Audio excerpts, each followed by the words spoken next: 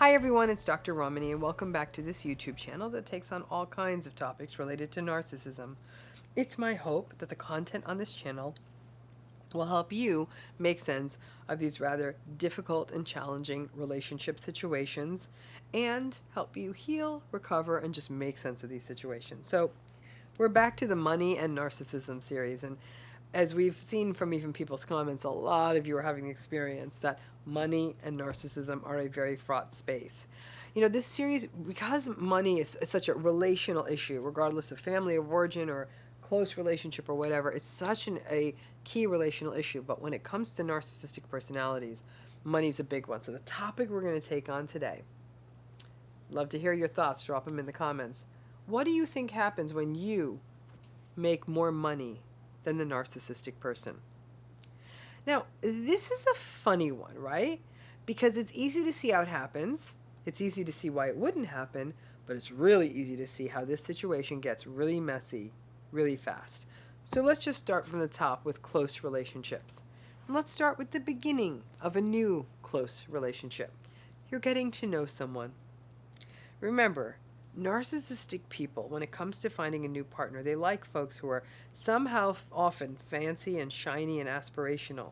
And if they meet you and you make more money than them, well, that is almost like an enticement, a challenge. Not to mention that you may offer access to things that they want but currently cannot afford. However, from the very beginning, if you make more money than them, or for some reason you have more money than them, their insecurities and inadequacies will really start popping up early. This may come out in passive aggression. Most commonly, it'll be passive aggressive stuff. Many people who find themselves in this situation may feel the need to appease the narcissistic person. They may not even know they're narcissistic yet, or even downplay their higher earnings to keep the relationship going. And this will set the tune for an insecure, embattled relationship for as long as it lasts. If you make more money than a person with this kind of personality style, you may find yourself feeling like you need to defend it, or having to endure their minimization and invalidation of what you do, the training you had to go through, or whether you're even worth it. Again, initially, lots of people defend themselves, but over time, it gets very exhausting. And if you yourself have any neuroses around your success, you may get stuck in an endless loop with this narcissistic person, forever trying to defend and explain how it is you make your money. Now, I must say that if you are in a relationship with a narcissistic person, and at the beginning of the relationship, you are either making the same amount of money as them or less, and then over time you're making more, first of all, bravo. That was not easy to do. When you are in a narcissistic relationship, you are being invalidated and devalued in so many different ways that it can be very difficult to focus at work or to advocate for yourself and to do the work that's needed to advance or grow in a career. And to be able to do that while someone is always undermining you is difficult. But if you manage to pull that off, making more money now, then you will have all of the headaches that I already shared. The passive aggression, the shame rage spirals, because their shame will always be activated since their inadequacy is activated by your success. So you will be living with a lot of rage. In addition, in a close relationship, you may also see that the narcissistic person will act out if you make more money. I'll give you one example of this. It's a not uncommon way that this could play out is bizarrely infidelity. So I'm going to use sort of a heterosexual trope on this for a minute. Bear with me. Imagine that there's a male partner feeling emasculated if their partner is making more money than them, and that becomes the rationale for their straying, especially that if they also have more free time than you. And believe it or not, some people fall for that. However, this can happen regardless of gender. And the idea that the narcissistic person has less power in a very important space, basically money, will lead them to trying to get that power back somehow. And if they can't dominate in this relationship via money, they will find another way to hold that power or act out. Now, a huge, huge, huge mistake that people make when they make more money than the narcissistic person is that they try to help them out financially or try to bring them into their own professional fold. So, for example, let's say you're the one who's making more and you have a business that's doing pretty well. Bringing that narcissistic person into the business so that they can get paid and feel better about themselves, or letting the narcissistic person get too involved in the business. Bad, bad, bad idea.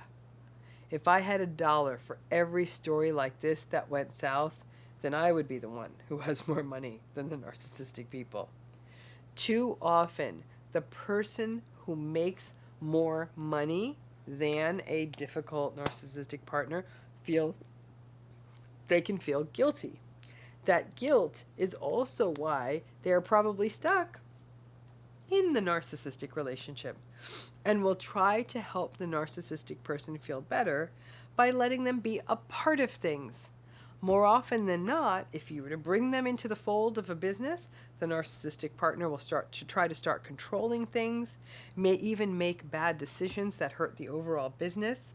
They will definitely be the most toxic employee you ever had, and they will also likely triangulate or abuse your existing staff. Do not do it.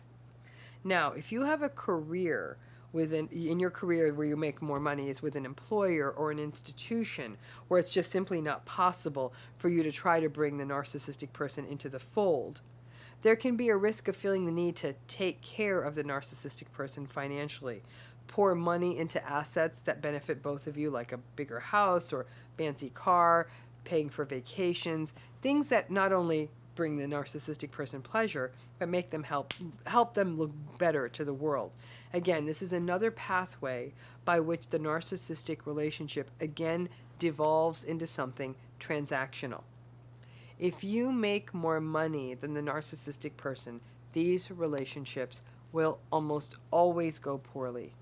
Narcissistic people are not good at playing second fiddle, and least of all financially, and they will often clang and tantrum around in a really victimized and sullen manner. It will bring out the victim in the vulnerable narcissist. It will bring out the rage and the envy in the grandiose narcissist. It'll bring out the exploitation in the malignant narcissist. It'll bring out the shaming in the self-righteous narcissist. And in the communal narcissist, you lose no matter what. It's just a dynamic that doesn't really work easily. And many times, people who are making more money than the narcissistic person but want to maintain the relationship will train themselves to downplay their own accomplishments. So if you're out and about with this partner, and when people want to congratulate the person who does make more, maybe on their success, they may oh, no, it's nothing. And they'll really minimize it to avoid activating the rage, the envy, and the shame of the narcissistic person. At the most extreme cases, some people will even relent and give up on some of the success or even aspirations they have to soothe the narcissistic person, and it's a downright tragedy when this happens. For example, a person may not take a promotion, or they may even go to a less well-paying job so they have more time and don't threaten their narcissistic partner. This dynamic, interestingly, also plays out in other relationships, such as friendships or family. In a family, if you are earning more or succeeding more, even though that is how your family views success, is money, a narcissistic family member, interestingly, will still find a way to devalue it. It is the perpetual catch-22. You can't win in these relationships. If you don't make enough money, they minimize and shame you. If you make more money than anyone else, they minimize and shame you. So if you can't win at these relationships, then you may as well succeed and make money, because they're never going to approve anyhow. Better to at least make a buck. A narcissistic person who is in a relationship with you will never be comfortable with you making more, even if it benefits them, even if it gets them access to stuff and experiences or a nice home or an easy life. It will forever put a hot, searing light on their feelings of inadequacy, and your life will be a series of passive-aggressive and potentially outright aggressive barbs and attacks. You can't win. If you make too little, then you are treated as a drain on the system. If you make too much, then you have to face their insecurity. And money is the one thing that always takes a narcissistic relationship and makes it worse.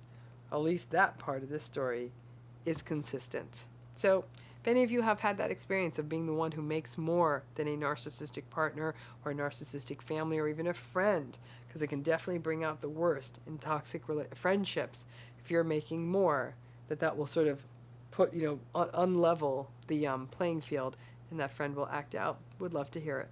Thanks again.